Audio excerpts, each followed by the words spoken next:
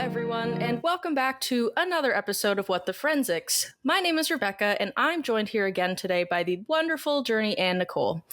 This week, Nicole is going to be telling us all about the case of Rodney Alcala, also known as the dating game killer, and Journey is going to be educating us on the forensic sketches and sketch artists.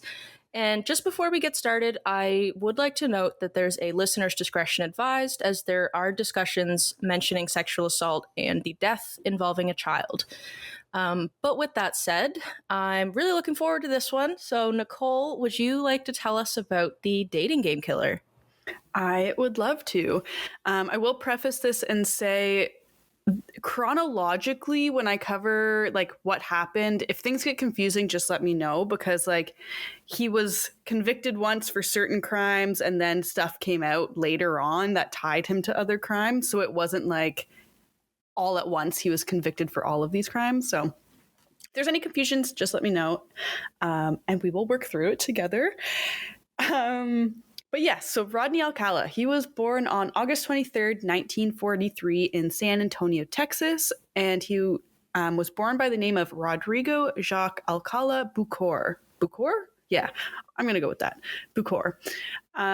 He and his family moved to Mexico when he was around 8 years old, and while there, his father is said to have abandoned them just 3 years after arriving. Then after his father kind of left the picture, Alcala, his siblings, and mother then proceeded to move to Los Angeles when he was about 11 years old. And keep that age in mind for later on. So he was about 11 when he moved back to America.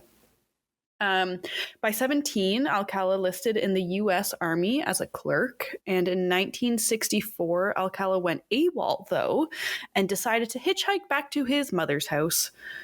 Afterwards, Alcala underwent, obviously he was not, I don't know if you're caught in that instance, but he was found. And so he underwent assessments with a military psychiatrist.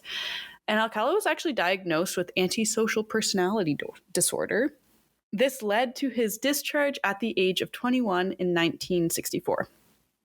After his little stint in the Army, Alcala then attended California State University before transferring to UCLA, where he graduated with a fine arts degree in 1968.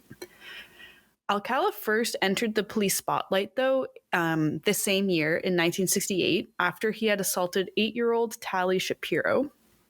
A concerned witness had actually seen him luring Tali into his car, and then she had gotten into it, and then they drove off, and he's like, something's not right about this. So he called the police and followed them to the apartment. Police actually arrived, and the responding officers actually were there. Like, Alcala was there when they responded at the house. He could not flee. When officers entered the house, they saw that Shapiro was on the floor, unconscious, badly assaulted, but she was still alive, miraculously.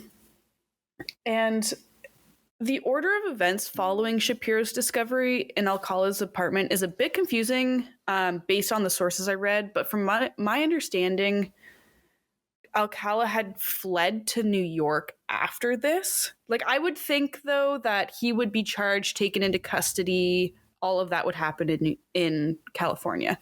But by the sounds of it, it sounds like he managed to get to New York before he was charged or convicted with anything. So I am not completely clear on that. If someone would like to correct me on that, please let me know. But from my understanding, he fled to New York. I don't know if he was supposed to stay in California and he just decided to leave in hopes of evading arrest. But it was while he was in New York, he attended classes at the New York University for Film. And he was actually under the alias of John Berger. And this is Berger. And while there, Alcala had studied under Roman Polanski, actually. I don't know if that name rings a bell, but he was a Hollywood director and the husband of late Sharon Tate, who was murdered by the Manson cult. Wow. Yeah. What other case was the Manson cult that we just talked about? It was 2 episodes ago. Oh. This was I think it was Jeffrey McDonald. Yes. Was it? Yeah. Okay. Yeah, him. Because they found that book in his apartment that like was all about like the Manson family crimes and how much his crimes resembled his. Yeah. Right. Okay. That's wild. I also Weird. think it's weird that he was able to like get to New York because Yeah. like you're like if you when you're arrested, people are like, don't leave the state. And then he like was like, bye, I'm leaving the state. And like he knows whose apartment it is, so you know to like search airports for someone who like fled, right? Like that's my thought. Yeah. And like the thing is Alcala like opened the door and greeted the police officers.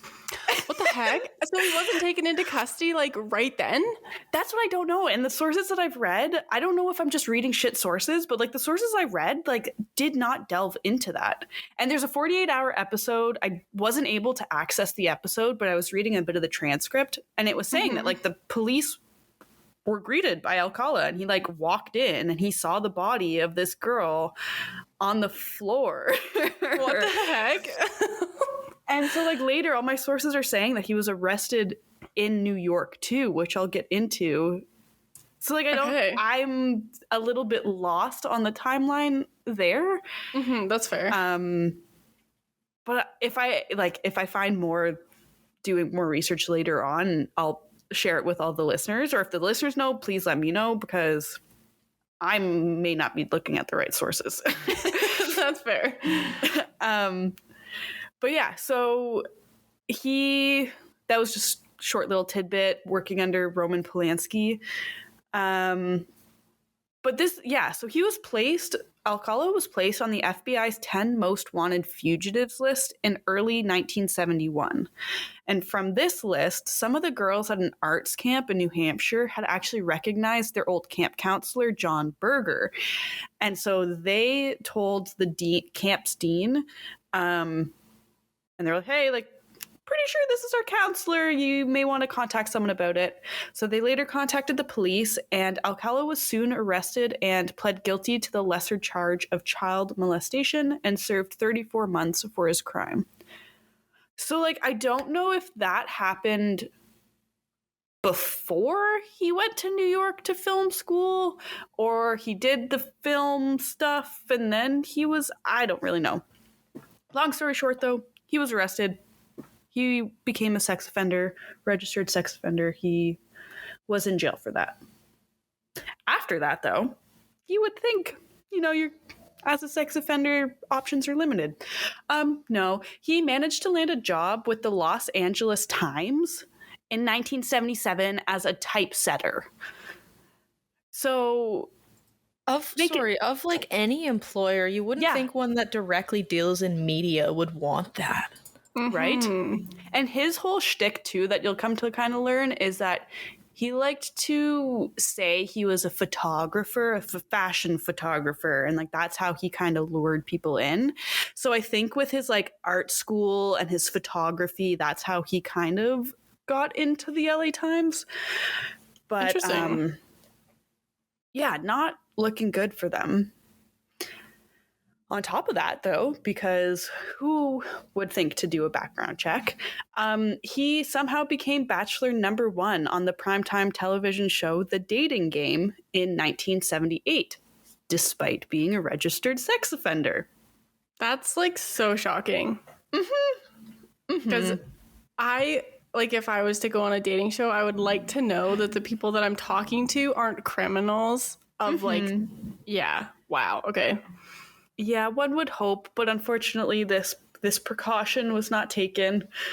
And this was a show, the name kind of explains it, but this is a show where men and women were interviewed as like prospective dates. So like for this, I don't know if all of the prospective dates were men, but for this episode, it was Cheryl Bradshaw. I believe, Cheryl Bradshaw was the contestant, and she had 3 bachelors lined up for her that you'd ask questions, they'd answer. You wouldn't see them face to face, and it's like a blind date speed round. But yeah, no speed. Nope, that's not what I meant to say. No background check was conducted, like I said, and Alcala was introduced as, quote, a successful photographer who got his start when his father found him in the darkroom at the age of 13, fully developed. Between takes, you might find him skydiving or motorcycling. Please welcome Rodney Alcala. And then that's how he was just introduced to the show. I didn't like... No. That was an icky line. Yeah, the whole, like, fully developed. And you would... His father left when he was like 8. What, did he not? Like, he was 11 by the time he came to Los Angeles. Yeah. His father wasn't in the picture, from my understanding, at 13. Maybe did he have like a stepfather, I guess, who maybe he's like, this is my dad? I don't know. I assume it's just for show, and like he's probably just a compulsive liar too. Honestly, with it being like the 70s like dating game show, I feel like they probably just made up everyone's backstories. Yeah. I could 100% see that. Yeah, I'll post too. There's a little snippet on YouTube of like him being introduced on the dating game and like the other contestants and stuff like that. And the announcer like introduces it really creepily too. Like I tried to give it a little creepy edge when I was saying it, but like his was just, you're a little uncomfortable hearing it. I'm excited to see that. Yeah. I was going to ask if you had that, but yeah, no, I'm glad you do. On the last slide, I have the link to it if you want to look at it. And then I have a snippet in 2 slides to kind of go with it. But yeah, when the contestant and prospective date, Cheryl Bradshaw, had asked him, you know, questions, that's the type of game show it is, she had asked him, what kind of meal would you be?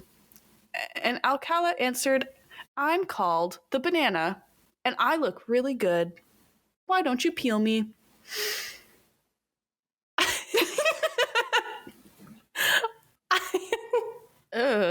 So, and then to top it off, she also asked, what's your best time? This I was confused about because I'm like, your best time for what? Like your best running 100-meter sprint time, your best hold your breath time? Like who knows? What's your best time?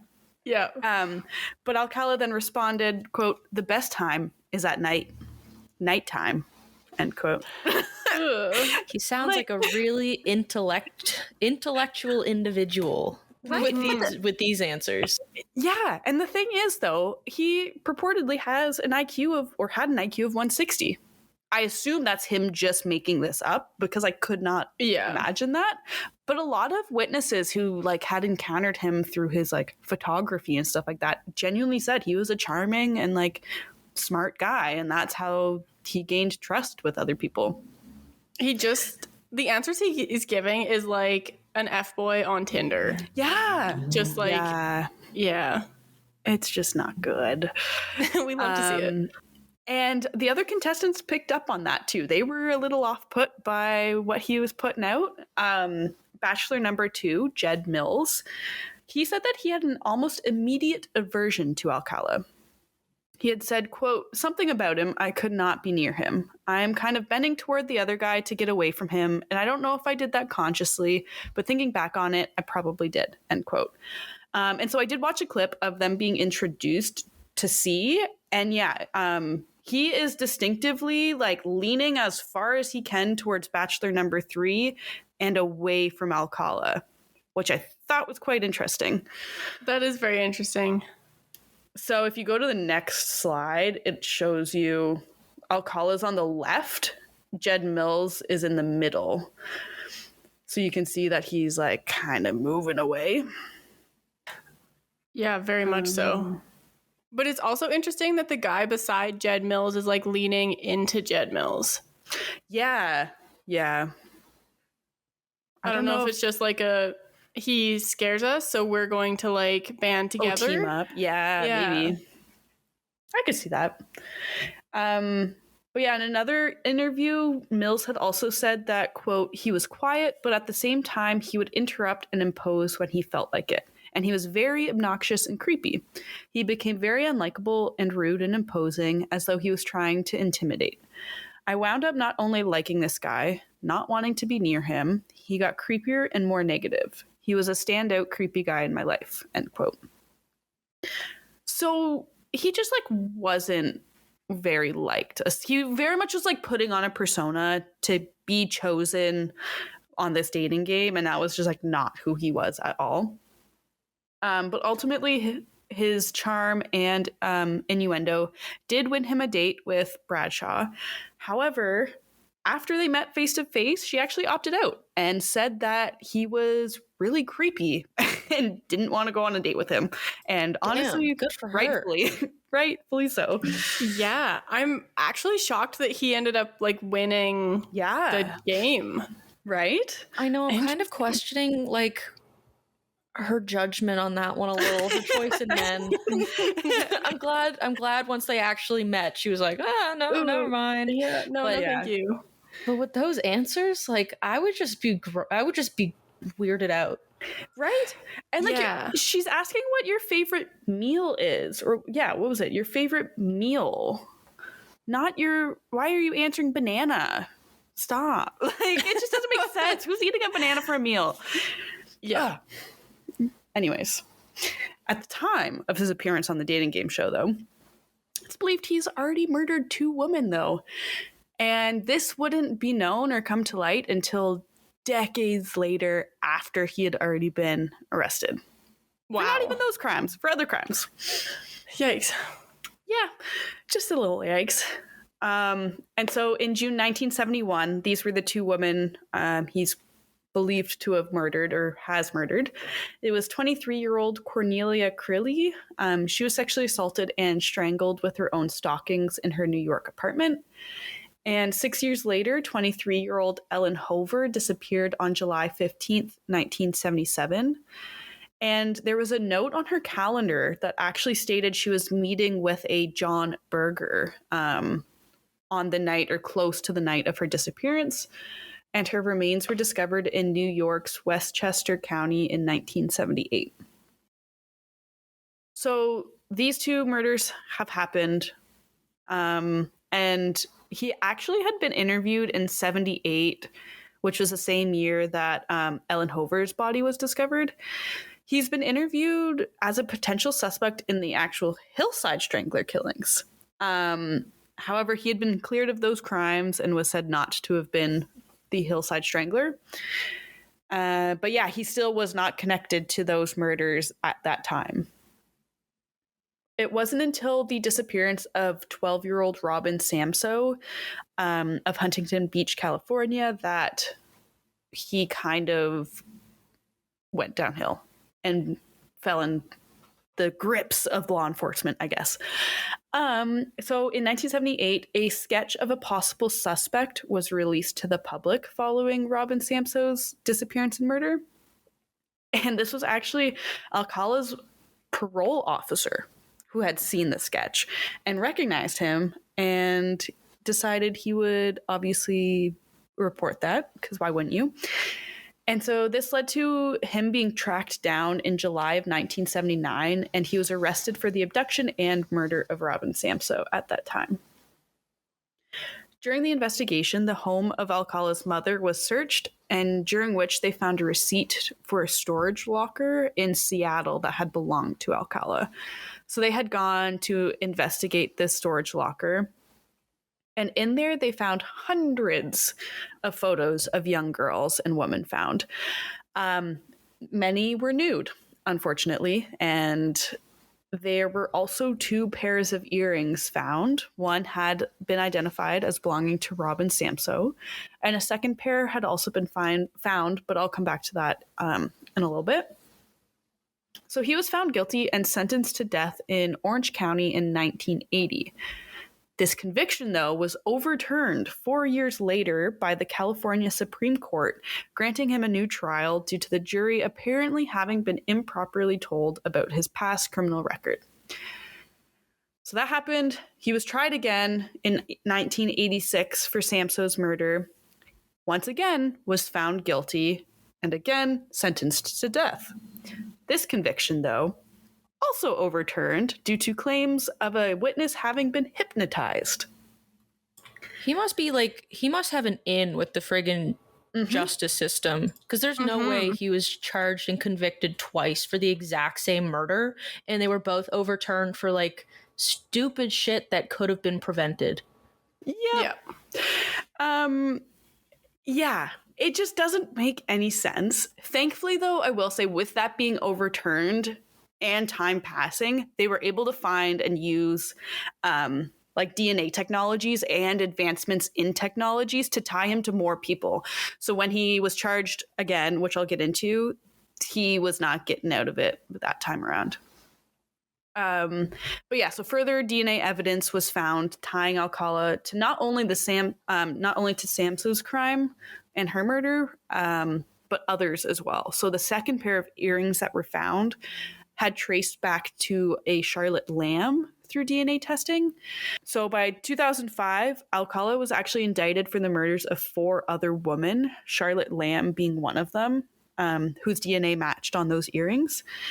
So he was not only being charged once again for the trial for the murder of 12-year-old Samso, but he was also being charged for the murders of 18-year-old Jill Barcombe, who died in 1977, 27-year-old Georgia Wickstead, 32-year-old Charlotte Lamb, whose earring was in the storage locker, but also the murder of 21-year-old Jill Parento.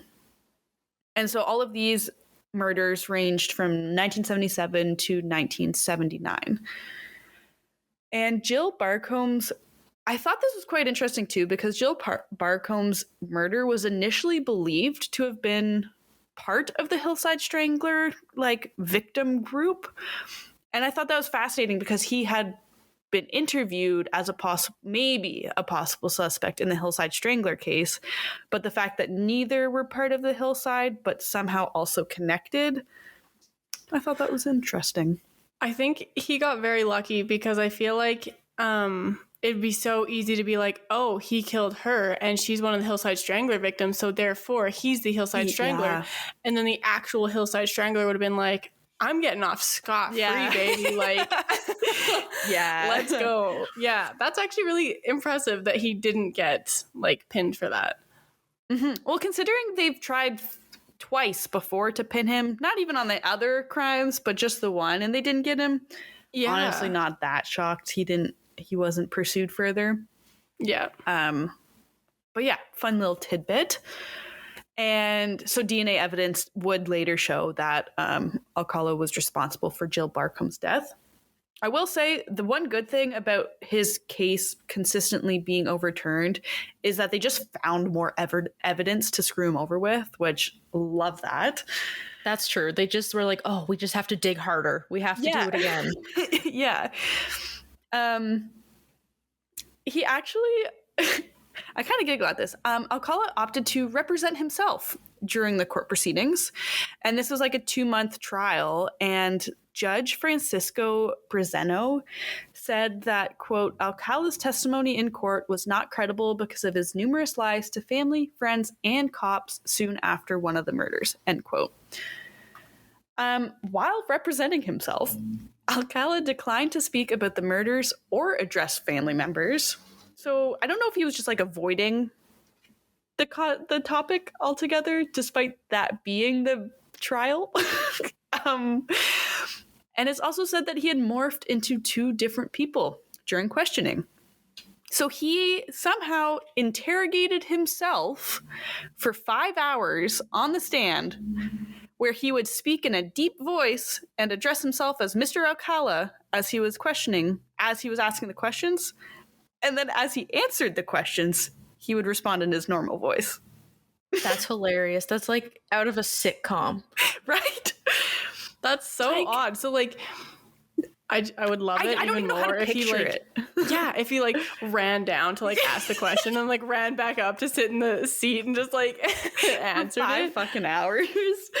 Oh my gosh. And imagine the jury just, like, sitting there watching it and the judge is, like, not saying anything about it. Yeah, I'd be asleep if I was jury or judge at that point. Like 5 hours.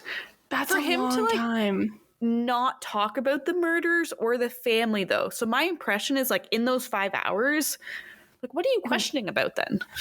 That's a good point. Yeah, I didn't even think of that.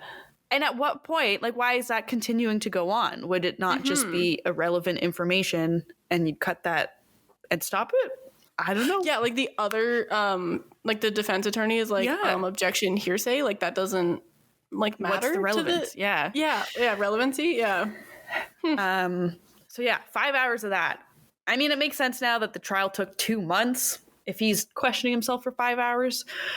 But yeah, like I kind of briefly mentioned before, I guess he would often tell women he was a fashion photographer, and he wanted to take photos for contests. I don't know what contests were being conducted, but he would use his charm and intelligence to persuade these victims. So yes, in 2010, once again, third time, found guilty. And so he was convicted of 5 counts of first-degree murder this time around, though, not just in the death of Robin Samso, but also in the deaths of Jill Barcombe, Charlotte Lamb, Jill Parenteau, and Georgina Wixted. And he was also found guilty on 1 count of kidnapping. Ultimately, again, sentenced to death. I feel like we've kind of glossed over the fact that this is happening in 2010. Yes, yeah. Yeah. Wow. Yeah. Wait, what? Seriously? I missed that. Oh my God. Mm-hmm. So new information, it was around like 2003, 2005 that more like the advances in technology helped them find more DNA evidence essentially in that time frame. And then between like 2005 to 2010, they had like working on their case, had the trial, and it was 2010 that he was sentenced again, which is wild. And it goes until the latest information I have on him is 2015. Actually 2021, but that's like nothing really happened except he died in 2021. Spoiler alert, he died in 2021. That's crazy. But the latest case advancement was 2015, which is insane to me because I don't recall ever seeing him. I don't know if I was even reading the news at that time, but like, I feel like that's pretty noteworthy. Right? Yeah, like given how infamous like his case is now, it feels like how did we not hear about who this guy was and that was like actively happening? I remember having conversations with my mom and like the dating game killer name was thrown out here and there, but I think it was much later when I was in school and like it was kind of relevant to the topics at hand that we were learning about, that we were talking about it. But yeah, 2010s, like late, for the fact too that these crimes happened. Hi, Lewis. These crimes happened in the 70s. And and he's for a third time being convicted in 2010. That's like a long time. Yeah. Yeah. And he's been like, is he, I guess if it's, the charges are like thrown out, he's just out like in the world. No, I think he was still in prison. Okay, so he's been in prison since like 1978 kind of. Okay. Yeah. From my understanding, he looks like he spent a lot of time in prison. Okay. All right, well that's promising at least. Yeah. That makes me feel a little better because I would just like if he was just out in the wild until like 2010, I'd be a little bit nervous. Yeah, no, I can't imagine that was the case. I think my limited knowledge on court proceedings, I would think that if it's overturned, you still have to have like a trial to have a fair trial. So then you're just kind of going back to square one to getting your information and then like you're prepping for it while he's still behind bars. Okay. Interesting. That's what I'm going to guess happened. Please correct me if I'm wrong. But yes, so during sentencing, third time charged, 5 counts first-degree murder. During sentencing, Marion Connolly, she was the mother of 12-year-old Robin Samso. She had said in her victim impact statement that, quote, "I'm waiting for the day that he dies. I only wish I could be the one to administer the injection," end quote. And honestly, I understand. I really do. Oh, that completely. Feels like it's a fair statement of a mother of a murder victim. Yeah, I guess. I feel like that's a pretty tame reaction for that. Like, I don't blame her. Mm-hmm. Yep. Additionally, too, Judge Francisco Brazeno apparently was not one to typically address the court during trials. However, he did have the final word at Alcala's sentencing. and he took a lot of offense to his closing statements. And just to top it all off, too, because questioning yourself for 5 hours, talking in different voices, what's even better than that is playing the song Alice's Restaurant by Arlo Gundry as his closing statement. Because he apparently felt that the jury would hear via song that they would also be killers if they sentenced him to death. So that would cause them to not sentence him to death. That is absolutely ridiculous. Right? Yeah. That's a very peculiar thing to do. I have never heard of a defendant playing a song as their closing remark. Well, I almost like if I was the judge and I watched him like question himself for 5 hours and then play the song as his closing statement, I would almost be like, we need to get this man tested to see if he's even like able to be criminally responsible for this case. Like, this man is off the wall. Interesting. Okay, so it's Alice's Restaurant Massacre by Arlo Guthrie. Okay. Like, imagine your closing statement is this. This song is called Alice's Restaurant. It's about Alice and the restaurant. But Alice's Restaurant is not the name of the restaurant. That's just the name of the song. Like, this man... this man's defense, his closing statement for murdering 5 women is this song. In what world is this song going to tell the jury that they would be killers if they sentenced him to death?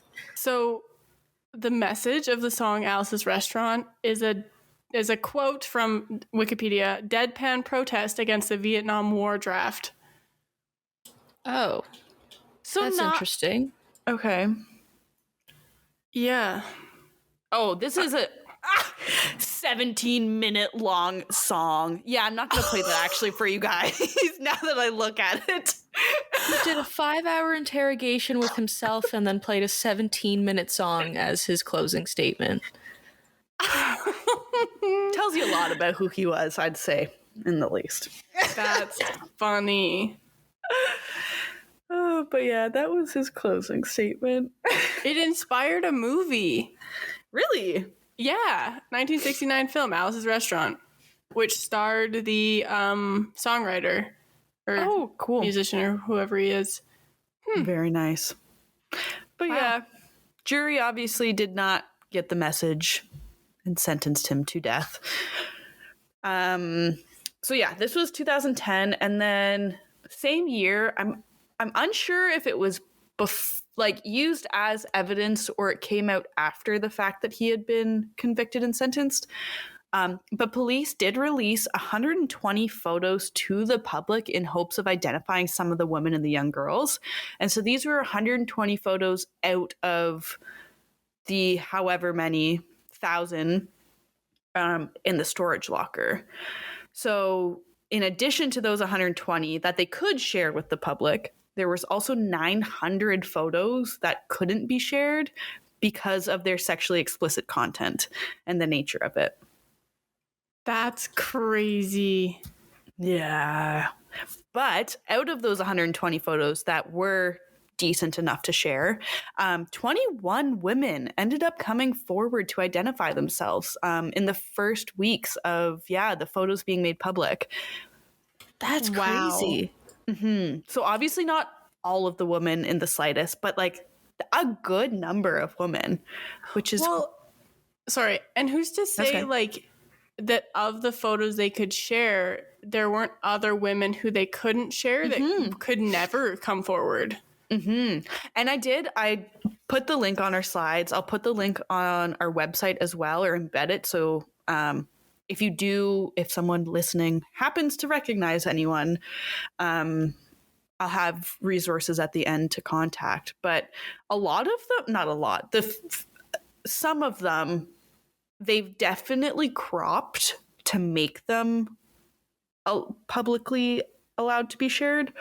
I think many were sexually explicit, and they had to do what they could to just get the faces out there, I guess.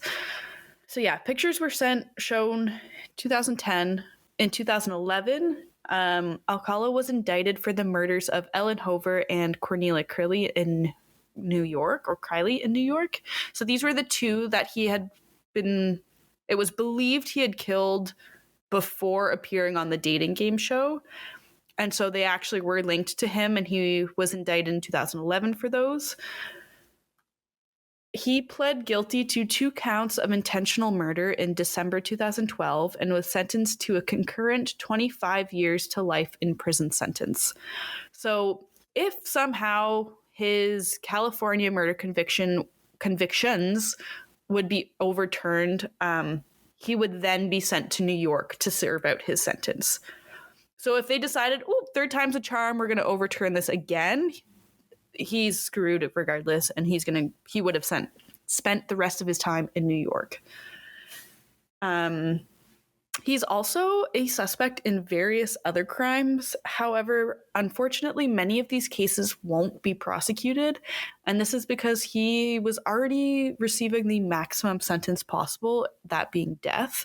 So I guess a lot of prosecution didn't see a point, because why? The bad guys are already in jail. They don't really care about answers at that point, unfortunately.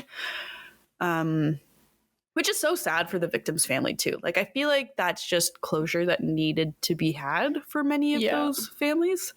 Even just to know, he did it. This court of law said that he was responsible for this. Yeah. But also, was it just the murders that happened in New York? Were they able to charge for those because they happened in a different state, and that's why he was able to get the extra 25 years? I assume so. Okay. Yeah. Because he's believed to have... Where is my note? Yeah, so he's actually been suspected or linked to murders in LA, Marin County, Seattle, New York, New Hampshire, and Arizona. So wow. Yeah, so I'm not sure what was so special about the New York ones. I think it was just they had evidence. He was charged. Maybe they were fearful that it was going to be overturned a 3rd time given his track history or his track record. So they were going to charge him with this. But now that he had his death sentence in California, his life sentence in New York, they're like, well, why would we tack on to that? Which is silly in my opinion, but I can also kind of understand it. Yeah. In a perfect world, it would be nice, but courts just don't have the time or the money to do that, really. Exactly. And for a fucking 2-month long trial, I am sure he would have dragged it out as much as he could have. Yeah, and the judges were probably like, this guy is just going to represent himself, and I don't need to sit through another 5 hours of him talking about not the murders. Yeah, exactly. So yeah, in 2013 now, a family member had who was looking through all of the photos released to the public. A family member actually did recognize one of the women as being 28-year-old Christine Thornton. Thornton disappeared in 1977 in Wyoming, but her remains wouldn't be discovered until 1982. And then her identity would still remain a mystery until 2015. And it was when Thornton's siblings contacted authorities and submitted a DNA sample to a database in 2015 that DNA was able to be matched to the remains discovered in Wyoming. They had determined that the photos taken of Thornton were not very far from where her remains had been discovered. So that was kind of a link. Obviously, DNA had linked them as well. But apparently additional evidence had turned up in this investigation to prove that Alcala was the murderer. And so in 2016, he was charged with Thornton's murder, but prosecutors opted not to extradite him to stand trial. He would have had to go to Wyoming, and I guess he was in pretty bad health, so they just decided not to do that. And Alcala did claim that he took photos of Thornton. However, he does deny or did deny killing her, which I thought was interesting. And he also wrote a book while in jail claiming his innocence. I did not read it. I have no interest in reading it. I care not for anything he says, but apparently that's a thing.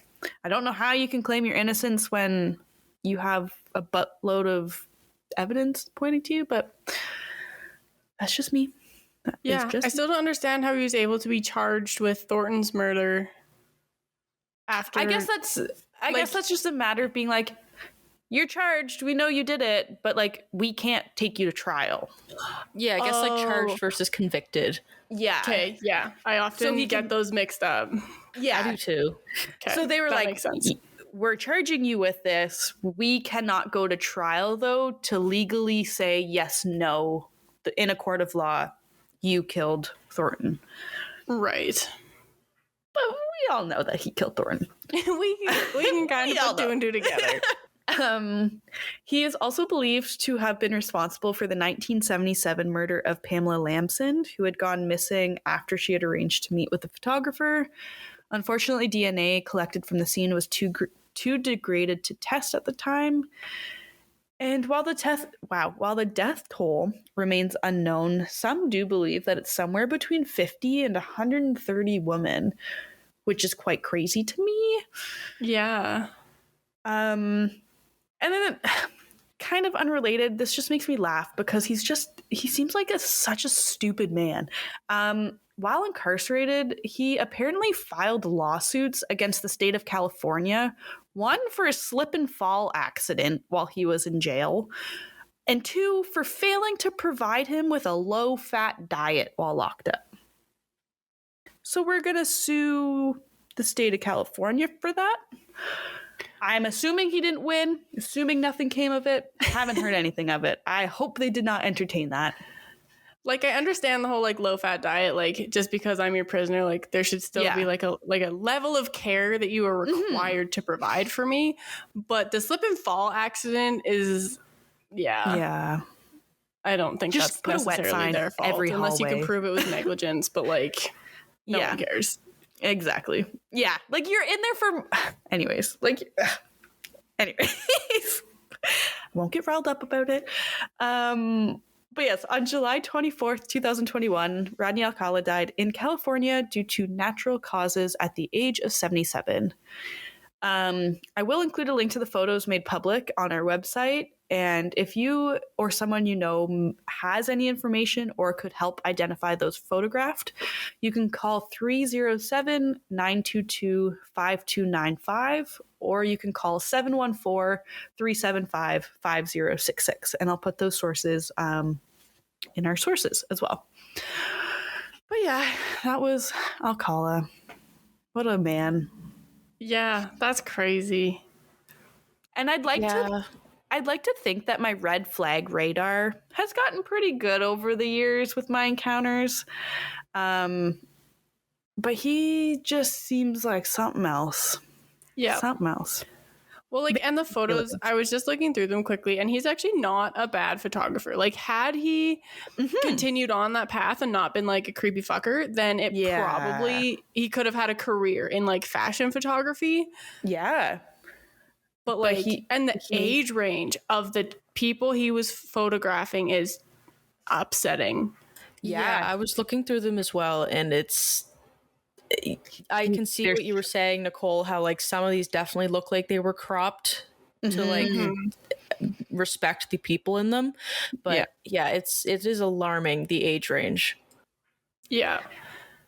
And I also I don't want to victim shame, but I don't understand how someone can meet a random stranger and have him say, "Let me take naked photos of you," and you don't think that that's odd. It could be part of the industry, though. That's the thing. I guess. Like, with it being, I mean, I'm not in the fashion industry, but I can understand, like, they may have seen this as, like, this model thing at the mall where they're like, oh, this man's going to take photographs of me and he's going to, like, develop them and then I can use that for my portfolio, maybe. Yeah. And some witnesses were saying, like, he was very convincing, very persuasive, very endearing. And so it was easy to trust him. And like they didn't see it as like a malicious thing until maybe it was too late, unfortunately. He had pretty privilege like Ted Bundy. Yeah, true. He didn't age well though, so that makes me feel better about it. He is so scary looking. 60 years in prison will do that to you. Yeah, absolutely. Well, thank you so much, Nicole, for telling us all about the case study of the dating game killer. I had seen that clip of him in the dating game in like 2014 or something, and I was like, oh, wow, that's creepy. But I had no idea he was this bad and like killed this many people. Wow. Yeah. Right? Yeah, no, that's crazy. But now, Journey, I am very excited to hear from you all about forensic sketch artists and how that is connected to this case. So would you care to give us the rundown, the cool details about forensic sketch artists? For sure. So for this episode, I'm not going to be focusing too like only on forensic sketch artists because there's not a lot of like informative information about forensic sketch artists. And I took a class in forensic facial reconstruction, so I'm going to kind of try and combine the two, even though they're kind of the same. So forensic art is defined as an artistic technique used for identification, apprehension, or conviction purposes. And with that being said, the forensic facial artists are asked to recreate an artistic rendering of the face of an unidentified individual in such a likeness that it can be identified through criminal investigation. And so likeness is the key word here because they're often working to exclude people rather than draw like a perfect depiction off of a witness statement. So they're just trying to like conjure up an image for you guys to be like, oh, that looks like so-and-so. But they're not trying to actually draw so-and-so. So forensic artists will be called to the scene of a crime to create drawings, scale diagrams, and models of crime scenes as well. So they would also, I think, would be part of the crime scene reconstruction crew. And pretty much 100% of their value in a case is as an investigative tool because the actual sketch holds very little weight in court as evidence, and its only real purpose is to generate leads for investigators. So it's kind of just like a little addition to investigation. So the International Association for Identification, or the IAI, identifies three main disciplines of forensic art. So the first is composite art or composite art. The US and Canada say it completely different, to the point where the instructor that I had telling me about this, I had no idea what he was talking about. Really? Wow. Yeah, it was crazy. I was so confused. I was like, what's a composite? Yeah, I don't like that. It's composite. Sorry. Yeah. So he's like, yeah, they're the same thing. We just say it differently. And I was like, oh, that's fun. Okay. So composite art is a technique that is created by sketching an unknown individual using a number of individually described. I have parrots written down. Yes. Okay. I'm hoping that was traits. And I just spelled it super wrong. So that's funny. This type of art produces a single graphic, think vivid picture, not gory picture, image that is designed to be a likeness or a similarity of the individual. And so this is the most common and well-known forensic service that forensic artists provide. They help develop leads, they're media friendly, they allow for public involvement, and they can be sent out to other agencies to generate leads from them as well. And the artist has to be able to interview and relate to the witnesses, as well as elicit valuable information that will kind of create the basis of the drawing. And so the artist also needs extensive knowledge of facial anatomy, drawing skills, and excellent cognitive interview skills. And I talk a little bit later about the issues with forensic art. A lot of the artists aren't very good at interviewing because they're not like detectives. Yeah, I was going to say, so it's the artists themselves that are interviewing the people? Yeah. Not them sitting in on an interview? I couldn't really find like a yes or no to that question, because the person who gave me a lecture on this.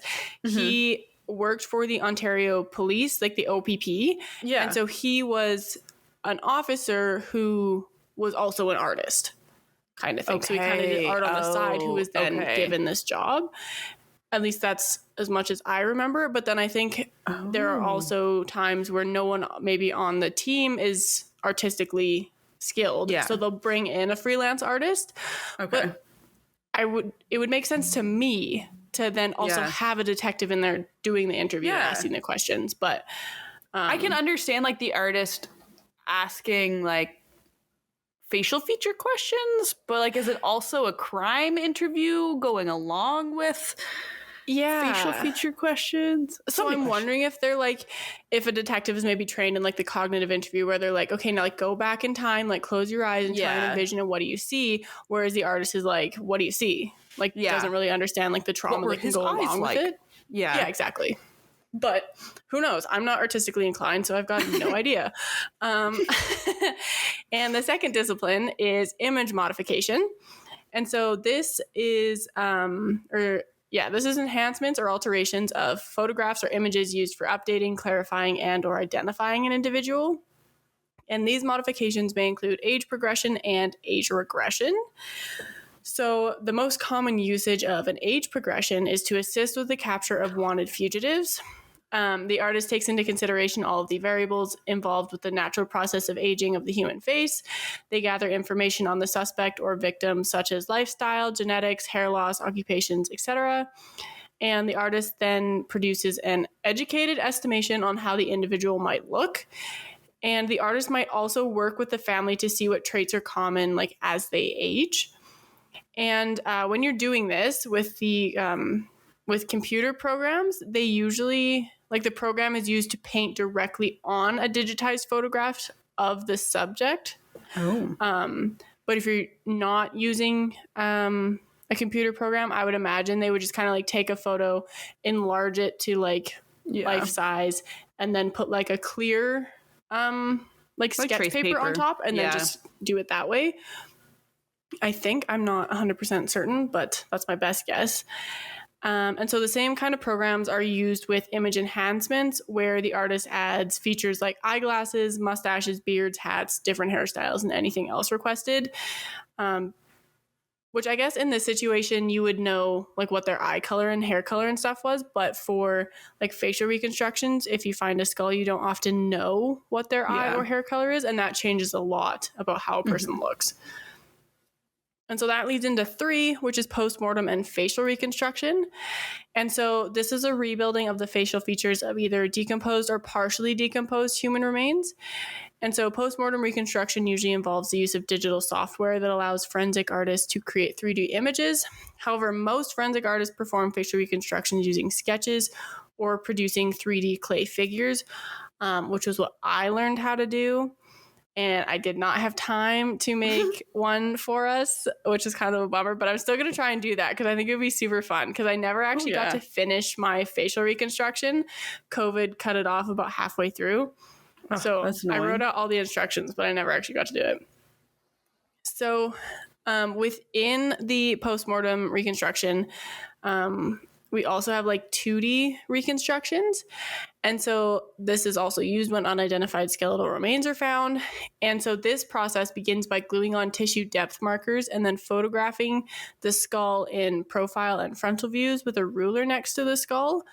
And so the photos are then enlarged to life-size dimensions and then printed out, and they are put on wooden boards, just like clipboards basically.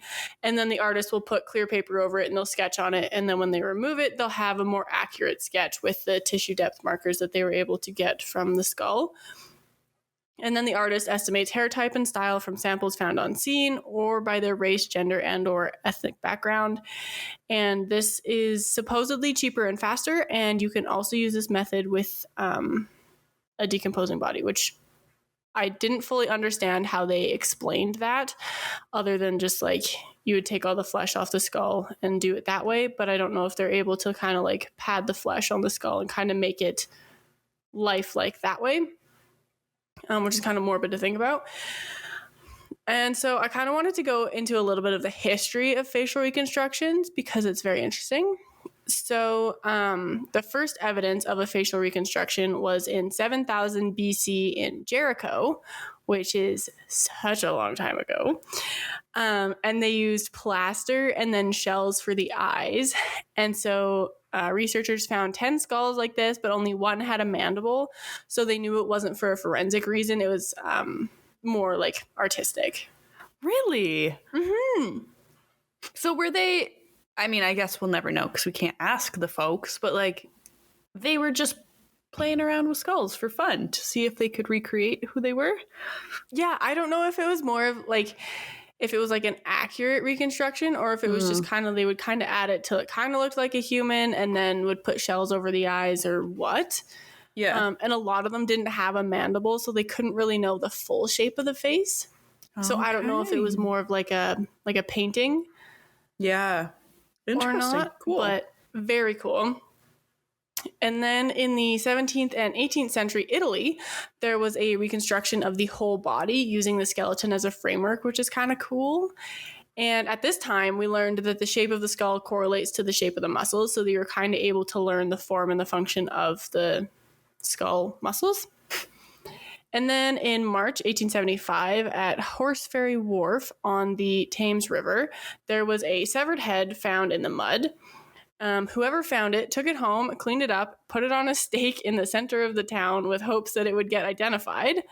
They were smart enough to realize that it was going to start decomposing, so they did put it in a jar of alcohol to preserve it. And that would be so creepy just to see in your town square. Right? I would hate that. Especially if there's like no context. Like if it's just a head. Yeah. Just going to get your bread one day and fuck, there's a head in here. Yeah, literally. And I don't know if they were able actually, like, if they were ever able to identify it or not. I didn't have that part written down in my notes, but, and even when I Googled the wharf, like, nothing came up. So I was like, well, love that. Not meant to be. Yep. And we can't talk about the history of forensics without mentioning Alphonse Bertillon. So in the 1880s, he developed an identification system called Portrait Parler, or speaking likeness. And this system was a compilation of facial features taken from pictures with descriptive detail provided. And this classification system provided a foundation for modern recall systems that aid artists in producing sketches. I feel like we've talked about him on other previous episodes. I think fingerprinting was a big one because he was one of the first people to kind of invent a classification system, even though I don't know much about this one, but his other one was just dead wrong. But it kind of just laid a basis for everyone else to kind of build off of. And so then after him, anatomists started to become interested in facial reconstructions and were largely using it to authenticate famous people. So in 1884, a man named Welker compared skulls to portraits of Raphael and death masks of Kant to figure out if he could find like their body kind of thing. Cool. And so he used his knowledge of anatomy to kind of compare and see if they were real. And in the year prior, in 1883, he took facial tissue depths of people to make comparisons as well. He did like a huge study on that. It was actually pretty cool. And then in 1895, he tried to identify Bach with facial tissue depths, but I don't think he was successful in doing that. But I didn't have many notes on how that actually went. And then in 1898, the American method of facial reconstruction was made by Coleman and Buckley. One was an anatomist and one was a sculptor. And so this is where you do a facial reconstruction right on the skull instead of on a cast. And they built up clay between tissue depth markers. And it's almost like what we see Angela do on bones with her computer, but not computerized. So Coleman also did a reconstruction of Dante and a Stone Age woman, which is pretty cool. And then in 1908, a Neanderthal skeleton was found in a French cave. And this is one of the first times that facial tissue depths were used in more of a forensic context to trying to figure out like who this person was. And then in 1916 in the USA, the first forensic attempt at using facial reconstruction was done. Bones were found in a Brooklyn cellar. And when they were able to show the reconstruction, they were actually able to identify the person, which is kind of cool. And then in 1920, a sketch was done for a bombing incident that happened on Wall Street. They interviewed a blacksmith who could provide enough facial detail for a sketch, and they were able to arrest the perp, which is also pretty cool. And then in 1971, the Russian method was invented by Mikhail Gerasimov, and it's where you put all the muscles and soft tissue anatomy are recreated, and then a thin skin layer is put over it, so it's very intense and like a lot of work. And then in 1977, the Manchester method was invented by Richard Neve. And so this is a combination of the Russian and American methods where only some muscles are applied and not all because it would take too long. And then in North America, we use clay on the skull, but Europe uses more of a 3D digital reconstruction, which is apparently less expensive. But I don't understand how like a 3D program would be less expensive than having someone like sit and put clay on a skull. But I guess you would have to like pay the person to do that, how long it would take. They would have to have anatomy knowledge. Plus supplies, like 3D like application. You have one person going, I'm going to press these buttons and we're going to do something with it. Exactly. And then you have like a repeatability option with it. You can do that as many times over as you want. Yeah, very much so. And apparently like the oil clay that you're supposed to use is very expensive. And when I was taking this class, my professor, the clay she bought was from like an art store in Calgary. And she's like, I can hardly find it anymore. Like it's super expensive and so special. So like, don't waste it. And we were like, oh yeah, okay. And so she taught me the Manchester method. And so that's kind of the history. There really wasn't much to it. I'd imagine there's more if you really wanted to go into it, but that was all I learned. So the jobs required of a forensic artist include sketching composites of criminal suspects of unidentified people. They recreate skeletal, decomposed, or mutilated images using 2D and 3D computer imagery. They sketch composites from decomposed or partially decomposed remains. They create age progression sketches of suspects and missing people. They prepare diagrams, chart evidence boards, and 3D reconstructions of crime scenes for court hearings and other judicial proceedings. They prepare reports, exhibits, and displays for court proceedings. And they can artistically enhance or alter surveillance photographs, which is kind of cool. And so these tasks are not limited to all artistic tasks, as they're often required to conduct interviews with both witnesses and victims so they can get the necessary information to create their sketches, as I kind of said earlier on.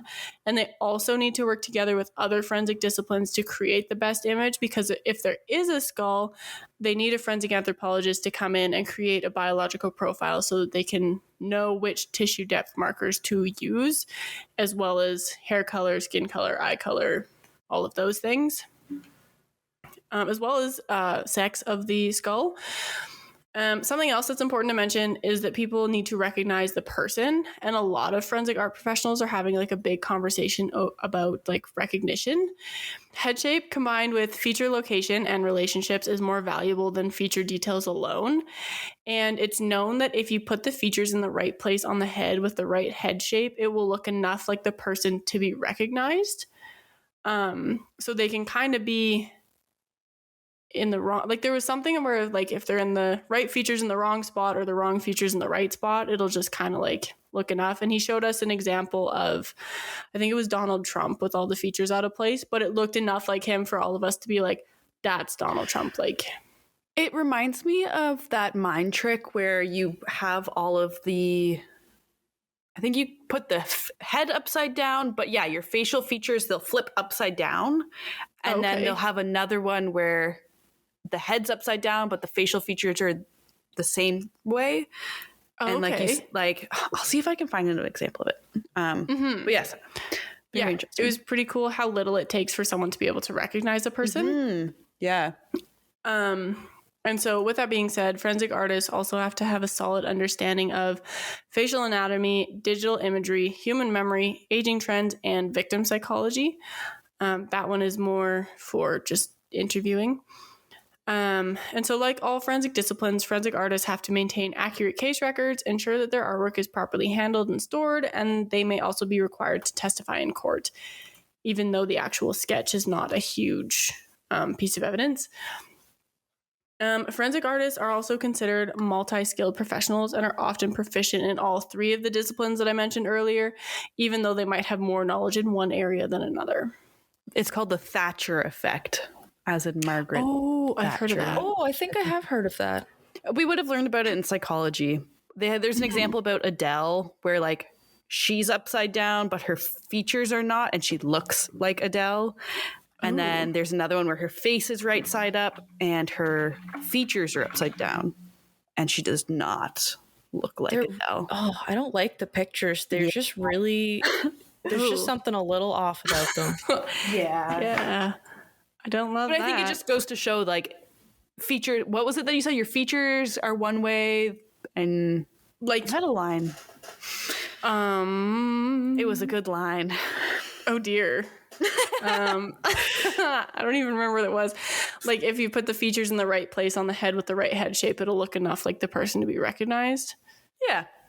Something kind like of that. like, yeah, right features, wrong spot, wrong features, right spot kind of thing. Yeah. Yeah, I wish I could remember like how that goes, but either way. So the education requirements to be a forensic artist are slim to none. Basically, you need an associate's or bachelor's degree in graphic art or design. I would imagine that even if you didn't and you were just a very skilled artist, that would be enough. Mm-hmm. And then you can also be certified as a forensic artist. Most forensic professionals should be certified through an accredited program. We have a huge conversation about that. Yeah. And yeah, very much so. So the most widely accepted program is through the International Association for Identification with the Forensic Artist Certification. So it's kind of cool that even though there's not a lot known about it, it's still one of the like few accredited forensic disciplines. And so candidates will have to pick like 1, 2, or 3 of the above like disciplines that are recognized by the IAI to focus on, and to they can do like all 3 or just 1 and 2 or whatever, but they still need a proficient understanding of whichever one they're not like majorly focusing on. To qualify for accreditation, they need at least 80 hours of IAI-approved forensic art training, at least 40 hours of related workshops, lectures, and short program training, at least 2 years of experience as a forensic artist, at least 30 forensic art samples that include aid progressions, composites, and reconstructions. They need to have a portfolio that demonstrates their forensic art techniques, and they also need a letter from their current employer, and they must complete and pass a written and practical test to be certified. And so some issues with facial reconstructions are that composite drawings are only as good as your witness. Many forensic artists are not qualified. I would imagine that was all I had written in my notes under issues. And so I'm assuming that meant like qualified for interviewing or like qualified as forensics. I don't really know. And the most important part of facial reconstruction is the interview, and freelance artists don't have a background in investigation, which we've already talked about. Age renderings are like fairly subjective, which is very dangerous in forensics because you can mess that up fairly easily. And factors such as hair, facial hair, weight, and many other things can cause issues in age progressions or regressions because someone can look so much different with or without a beard kind of thing. And that's pretty much all I have for a forensic artist.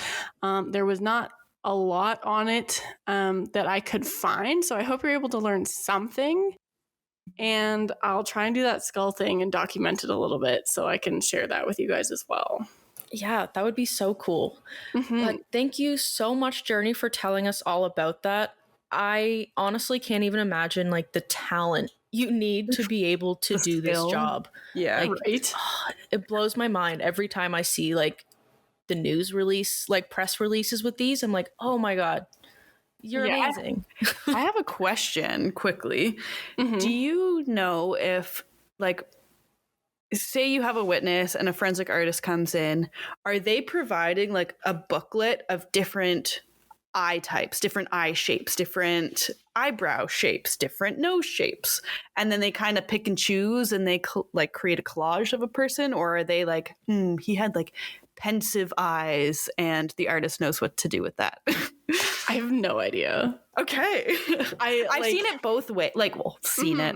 TV's a bit different than real life, but like from the media, I've seen it both ways. So I'm curious to know like how it would actually be conducted, because I feel like one would not only be more beneficial, but also efficient and also more accurate. Or it would be like with the photos on like photo lineups where you're like, oh, maybe they were like that. Blending. And you're actually changing the image that you have in your head after seeing things like that. You could present them in a way like you would a photo lineup, doing like 20 eyes after one another, though. Well, I would almost be like, get them to describe in as much detail as they could and then draw it. And then like, oh, does this need to be changed? Does the eyebrows look more like this or like this? Like, yeah.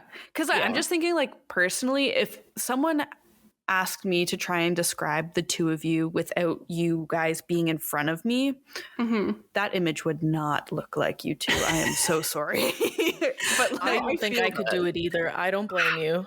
I don't get how it's done. Like the descriptions and like, I guess the interviewing has to be good enough to draw out a good enough description, I guess. Yeah, exactly.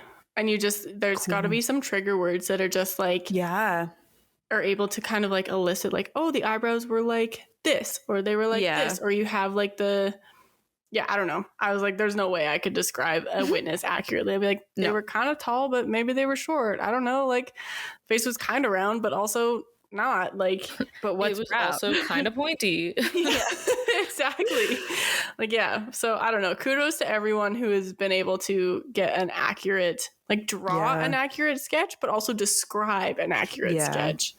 Yeah, definitely. We really need those eyewitnesses that actually know how to describe stuff. Yeah.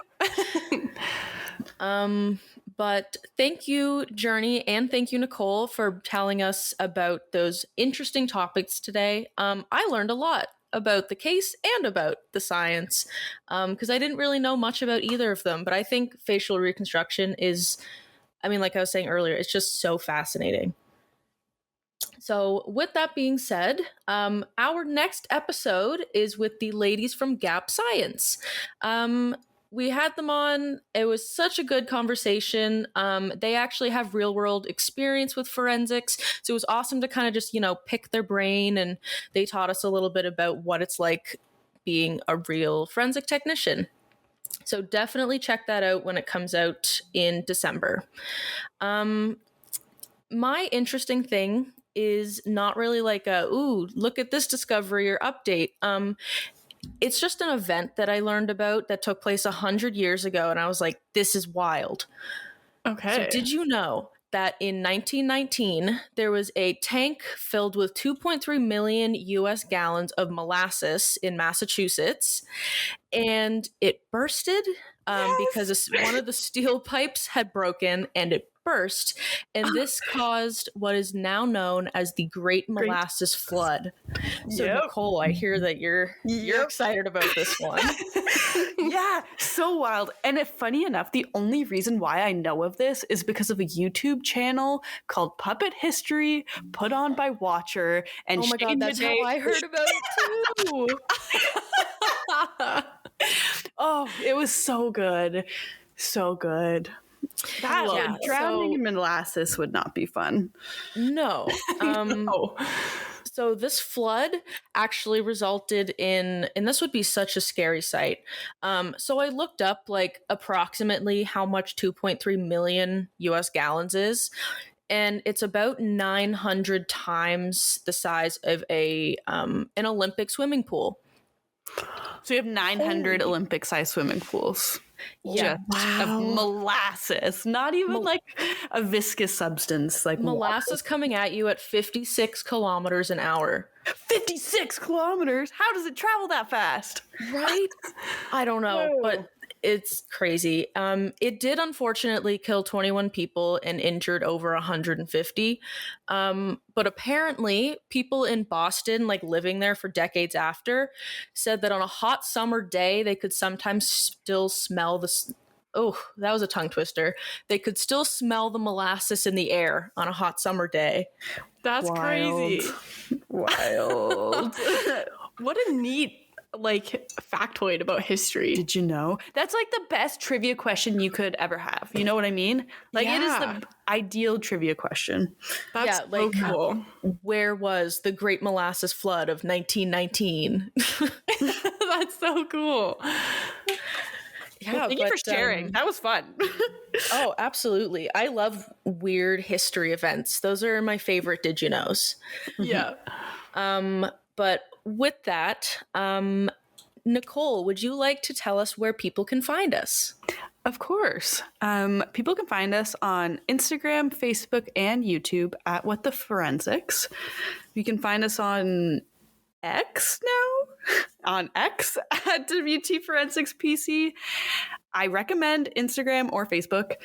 Or our lovely, lovely website, whattheforensics.ca. We actually have a lot of fun putting that together, and we have like our resources, our source images, Did You Knows we've been putting on every once in a while, Forensic Fridays.